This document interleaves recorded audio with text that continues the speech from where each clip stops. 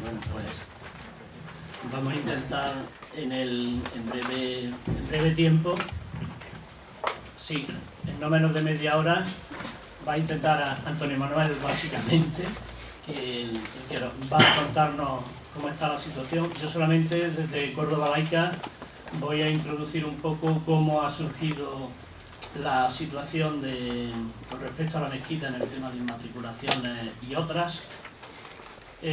Básicamente la alarma sobre las inmatriculaciones surgió en el 2009, precisamente por un artículo del compañero aquí presente que descubrió, yo no sé cómo se puede descubrir de otra manera, casi por casualidad, porque no tenemos acceso a los registros y a todo esto, que había sido inmatriculado en el 2006.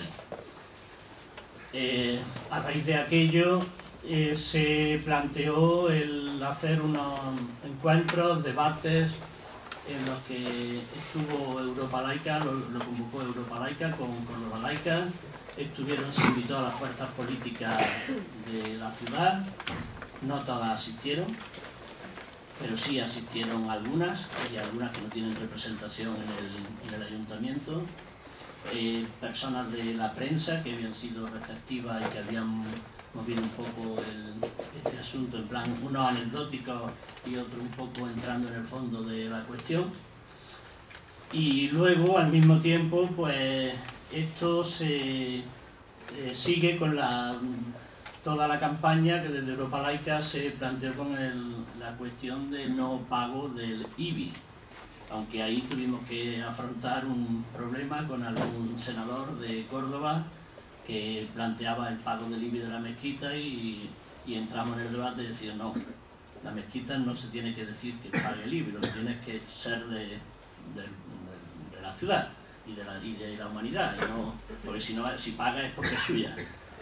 Y sobre esto también ha habido bastante, y a partir de ahí se está sensibilizando, no demasiado, pero sí para una sociedad tan ligada a aspectos tradicionales, muchos de ellos más bien cultural, folclóricos, que supone la Iglesia Católica y su alrededor. Sí que hay empieza una cierta movilización individual y social con esto, y ya van saliendo más datos, como por ejemplo se ha hablado bastante de la gestión de la mezquita, el cobro de una entrada que 8 euros por 1,5 millones de visitas anuales supone un pico, del que no se paga IBI, que además se paga como donativo, y en la entrada se compra una entrada a la catedral, ya no es mezquita ni mezquita catedral, es la catedral. Y en fin, con todo esto hay una cierta sensibilización en este momento, que algunos colectivos y personas de lo individual desde hace algún tiempo estamos intentando plasmar en lo que sería un manifiesto, que la convocatoria es para el 18 de febrero. Nos juntamos ya definitivamente para empezar a difundirlo, una especie de manifiesto que cree un debate y que vaya donde participan a título individual todo el mundo, pero representando a muchos colectivos y asociaciones. Y luego hay otro tema también que no sé si Antonio Manuel comentará más, con respecto al gobierno que ya ha hecho para alusión al gobierno andaluz.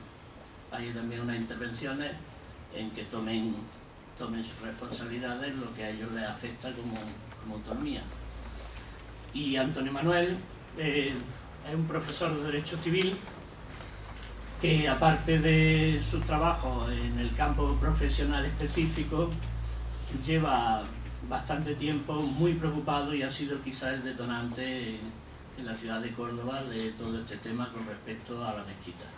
Entonces yo creo que lo mejor es que él nos explique cómo técnicamente y cómo de manera práctica se puede funcionar para conseguir los objetivos que pretendemos, y a nivel de Córdoba Laica pues vamos a intentar siguiendo con los demás colectivos y las personas que allí, y con este manifiesto que se haga un poco público y se difunda no solamente en Córdoba, si por todas partes, si es compartido, pues empezar a trabajar por ello.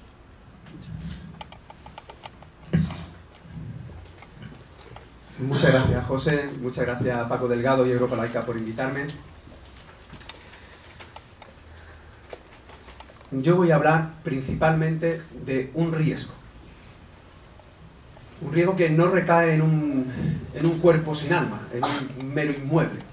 Estamos hablando de la mezquita de Córdoba. Probablemente la mayoría de los que estáis aquí sentados y sentadas la habéis visitado, y si no la habéis visitado, sin duda que sabéis de qué estoy hablando. Aquí en Madrid y en cualquier punto del planeta. Estamos hablando de un faro, un crisol de culturas incuestionable que desprende tanta luz que los propios cordobeses estamos cegados por estar delante. Y gran parte de culpa de que se esté produciendo esta ceguera la tiene incuestionablemente la jerarquía católica. Yo voy a hablar brevemente, porque hay que resumirlo, de la historia de una apropiación.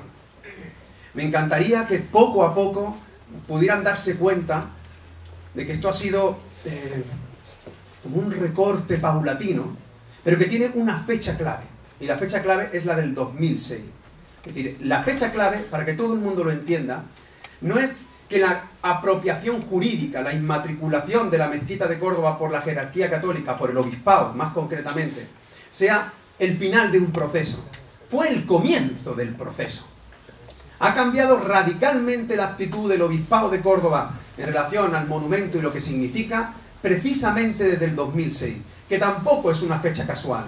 En el 2006 coincidieron dos hechos simbólicos. El rezo de un importante musulmán en la puerta de las afueras de la mezquita, porque no se deja rezar dentro, y, no sé si lo conocen, un importante escándalo relacionado con unas vigas subastadas en una sala londinense. A raíz de todo ese proceso, en el 2006, casualmente en el 2006, yo no creo en las casualidades, creo en las causalidades, se produce esa apropiación jurídica. Y a partir de la apropiación jurídica es cuando se produce lo que probablemente sea lo más simbólico y sin lugar a dudas lo más importante, que es la apropiación del nombre. Quien es dueño de la palabra es el dueño de las cosas. Los anónimos no tienen dueño. Y cuando tú te crees dueño de algo, lo primero que le haces es asignarle un nombre.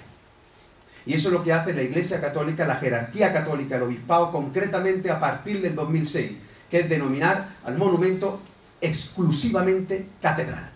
Eso supone, a partir de ahí, una apropiación del símbolo, una apropiación simbólica, que llega hasta el esperpento, porque es un auténtico esperpento, de llamar a la mezquita una intervención islámica en el monumento. Eso es algo como llamar a un río una intervención hidráulica en una presa. Y eso es lo que está ocurriendo en Córdoba. Y la consecuencia final, que no es bizantina, es la apropiación económica. Porque el uso principal del monumento no es el católico, ni el religioso, es el turístico. Y aquí la clave está en que las actividades aparecen exentas tanto del IVA como del impuesto de sociedades, por cuestiones muy complejas que a lo mejor hoy no es el día de explicarlas. Pero en cualquier caso, incluso asumiendo ese dato que yo por supuesto no asumo, lo que no podemos tolerar es la falta de transparencia. O sea, queremos saber cuánto se percibe por las entradas, que son en sentido técnico entradas, y efectivamente a qué se dedican. Lo primero, como he dicho, es el tema de la denominación. Si mezquita o catedral. Creo que miren la entrada. La entrada actual al monumento es de la Catedral de Córdoba. No aparece por ninguna parte la palabra mezquita. Y repito que es clave el tema de la denominación. Porque la Iglesia Católica no fue capaz de cambiar el nombre al Panteón en Roma. No fue capaz de hacerlo el Papa. Ni tampoco fue capaz el sultán de cambiar el nombre siendo mezquita a la Basílica de Santa Sofía en Estambul. Y sin embargo, sí se le está cambiando el nombre, el de Mezquita de Córdoba, que es un nombre universalmente reconocido, el nombre popular del monumento, con el que la UNESCO lo reconoció Patrimonio de la Humanidad de 1984, y como verán después de una forma curiosa, es el nombre que aparece en el expediente registral. Y verán ustedes que Qué metáfora tan hermosa de lo que estamos hablando. Incluso podríamos admitir el nombre de mezquita catedral como nombre simbólico, ecuménico, porque recoge la esencia de la realidad arquitectónica del monumento y la realidad administrativa. Pero lo que no puede ser en ningún caso es la metonimia de llamar a la parte por el todo y llamarlo catedral. Porque primero, no todo es catedral, es solamente una parte. Incluso hay una sentencia dictada en Córdoba con un conocido caso, que fue el de unos austriacos a los que se le acusaron de llevar armas dentro de la mezquita, que el propio juez reconoce que una parte arquitectónica es la catedral y el resto es el resto del monumento. Incluso, ya puesto a ser técnico, es que hay dos catedrales dentro de la mezquita catedral o mezquita de Córdoba, y es importante que lo advierta ahora, porque las dos fueron construidas por orden de monarcas, y eso es clave. Es decir, no se construyeron porque quiso el cabildo, se construyeron porque lo quiso Isabel la Católica, Isabel de Castilla y Carlos I. Pero lo que creo que es clave, o por lo menos nosotros entendemos como clave, es que la mezquita de Córdoba es mucho más que una mezquita.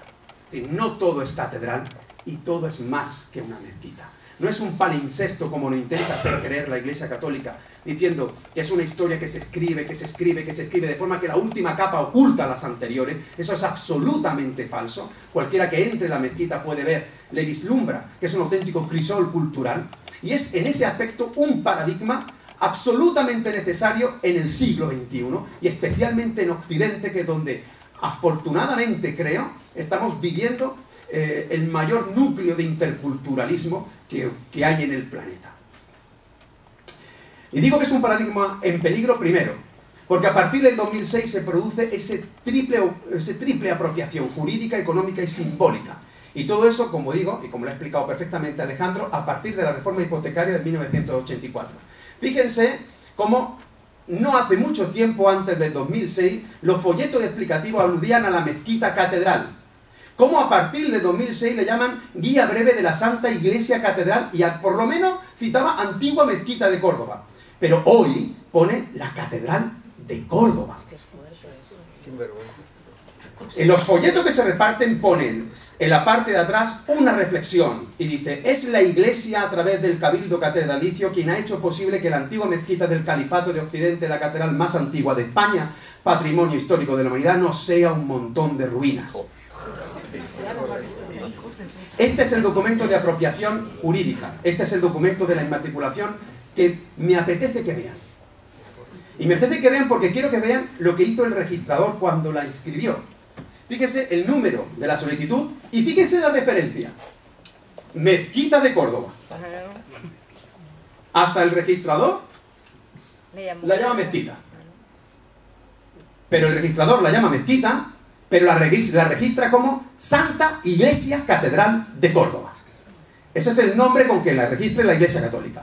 Antigua Basílica Visigoda de San Vicente y Mezquita. Fíjense, esto es el registro.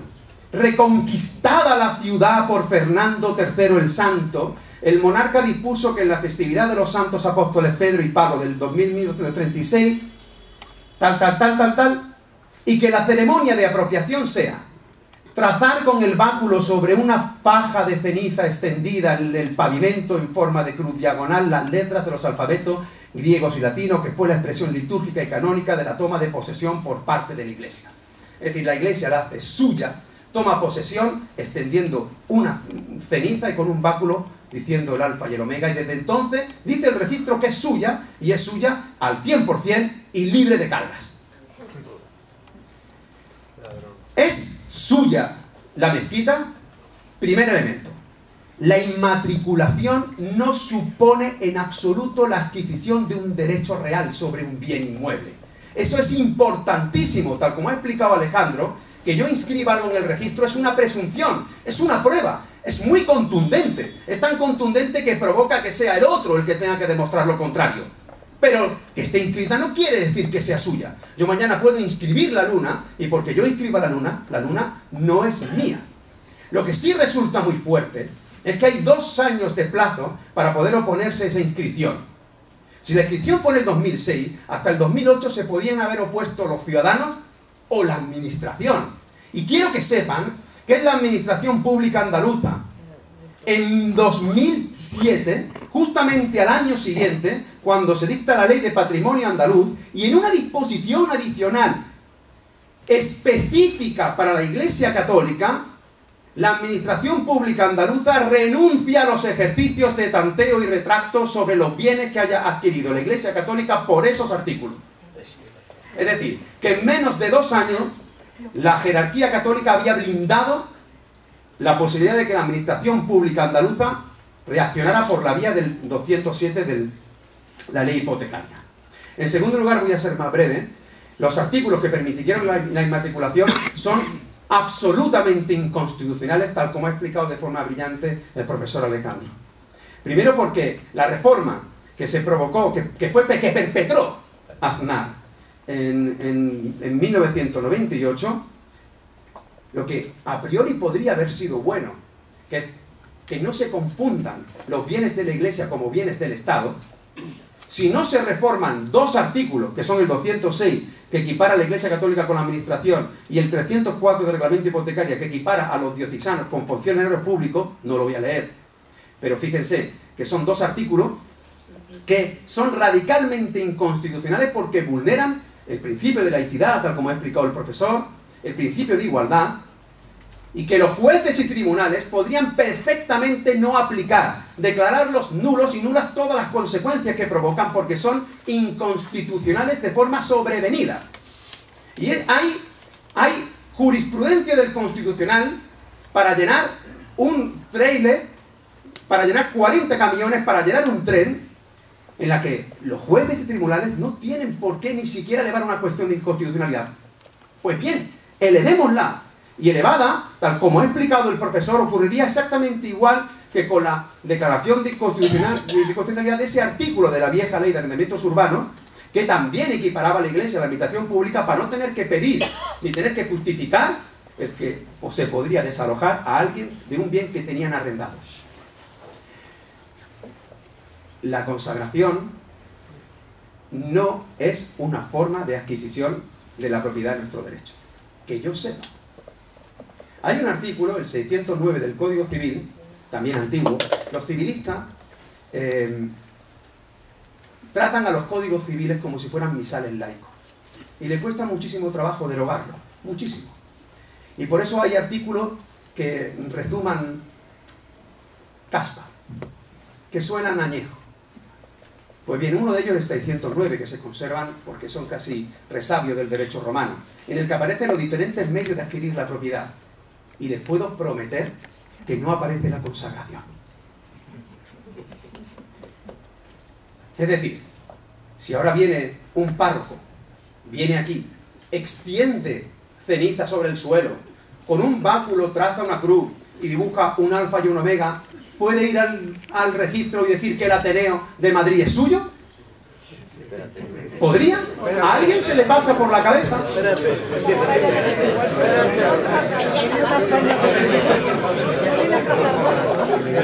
No des ideas. Ese auténtico disparate, es el fundamento jurídico de apropiación jurídica de la mezquita de Córdoba.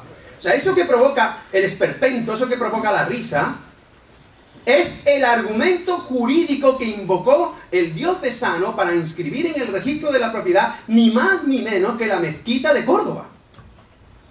Con una paradoja que me encantaría comentar con ustedes, y es que si en efecto fuera todo catedral como dicen, el recinto sería mayor que la Basílica de San Pedro.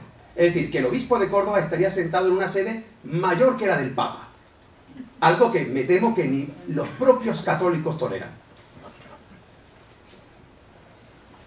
Luego, quizá la clave. ¿Cómo voy de tiempo?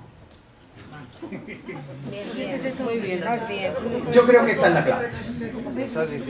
Yo creo que esta es la clave.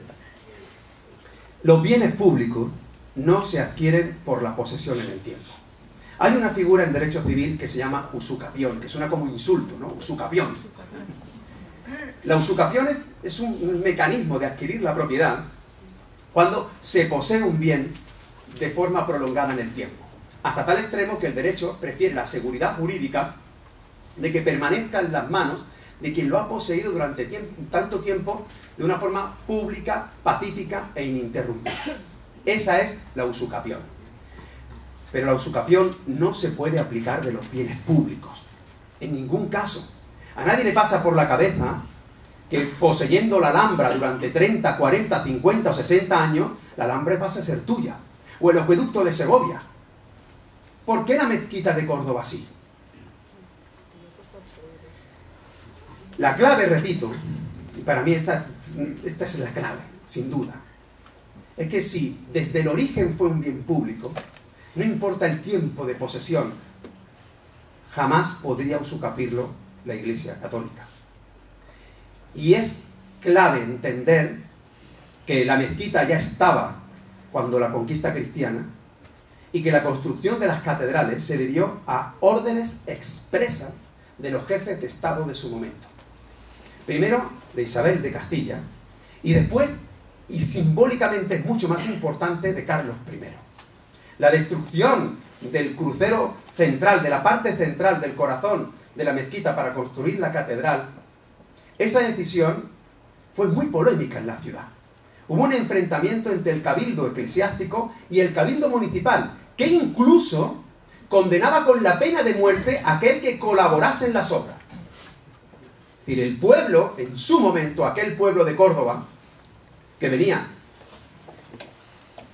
que aún tenía en la memoria clavada la grandeza de haber sido capital de la Bética, capital de la Hispania bizantina y capital de Al-Ándalus. No hay ninguna ciudad en la península que haya sido más tiempo capital de la península que Córdoba. 1000 años. Y lo digo, la capital del Estado hoy. En aquel momento todavía se respiraba la grandeza de la ciudad.